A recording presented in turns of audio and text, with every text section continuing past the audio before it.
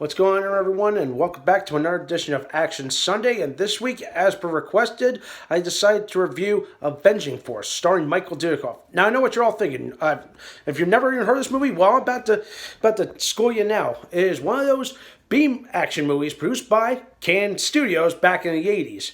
So, yeah, I never even heard of this until much recent, so I did do a little research. And get this, this movie just recently got a home release this year.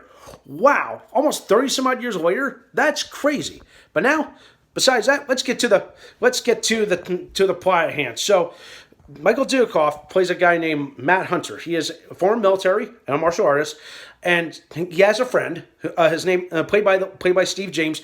He's running for senator for Louisiana, and somehow these guys from this crazy far right extremist group. I don't want to talk about that, but apparently they target his friend for assassination. And somehow it goes awry. He gets pulled into this situation, and essentially becomes like a dangerous game of cat and mouse.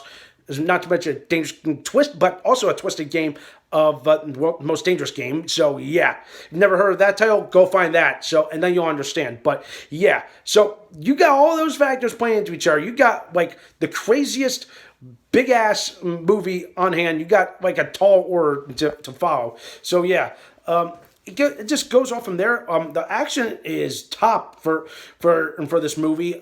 Acting, obviously, not much you'll get from Dudikoff, but there's some great moments of brilliance. I love the villains, even though I don't agree with them, because, like I said, this is a crazy far right extremist group, essentially racist / white supremacists. I hate these guys. I hate this art. I hate this thing because it rings true to home today. And I wish I could take these guys, put them on a boat, shove it into my lake over there, and give it a Viking funeral, because this does not belong in my country. But hey, at least Michael Dudikoff gave these guys a big grade A ass whipping in more violent ways than ever. So yeah.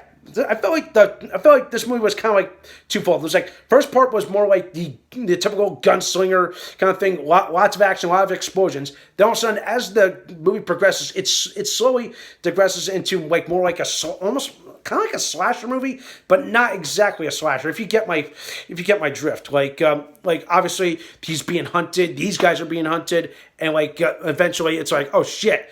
They're dead. It's like, oh shit! Now what's gonna happen next? And you're literally on the edge of your seat. And there's some frightening moments. And yeah, it just kind of hit home to me. And I'm like, really, I would, if I was in Michael Dudikoff's shoes, I would have kicked every one of them asses right then and there, because no one messes with my family, no one messes with my friends, no matter what race or religion they are. Or I always stand up for my friends or the little guys. Okay, I would do the same thing as Michael Dudikoff. But hey, it gets really good. But as for like other element wise, like I felt like they could expand a little bit more, like more exposition and all this other good stuff. But visually wise, I love the setting, like the Louisiana Bayou. Oh, I liked it.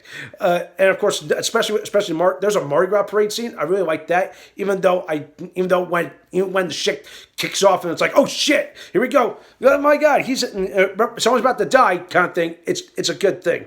But yeah, the pacing is good. Like for like what, an hour and 40 minutes. Or they cram a lot into this, but I really wish they could have expanded a little bit more on some of these characters' backstories. Let's see, the villains, even despite my views on them, but great acting on all levels. It's like like I said, martial arts stuff was there. The action, all the gunslinging and the chasing, all that good stuff, really brings it all together. It's your typical action fare you could probably enjoy for to kill some time in the afternoon. But is it the best? It's far from the best to me. Like, there were still more questions than answers. And spoilers ahead, the movie just ends on a big cliffhanger. It's like, what's next? That's how it ends. It's like, I was expecting more. But do we get a sequel? Nope. Unless there is, and I didn't know about it. Someone, please tell me what happens if there is. Is there a sequel that I don't know? I want to know, because I would love to see a good conclusion, to see Michael Dudikoff kick so much ass that it sends these guys that really just kick, sends these bad guys packing. Because yeah. But anyway, if I had to pick this, give this movie a score, I would probably give this movie maybe a 7.5 out of 10 for all the elements that it has, and it works in their favor.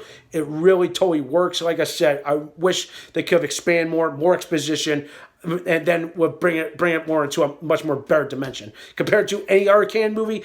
To me, like this one, I felt like it's like middle of the road. I can see why it has a cult following, but to me, I was definitely expecting more. All right, so that does for this week. Let me know what you think. If you want to watch this movie, it is available for free on YouTube.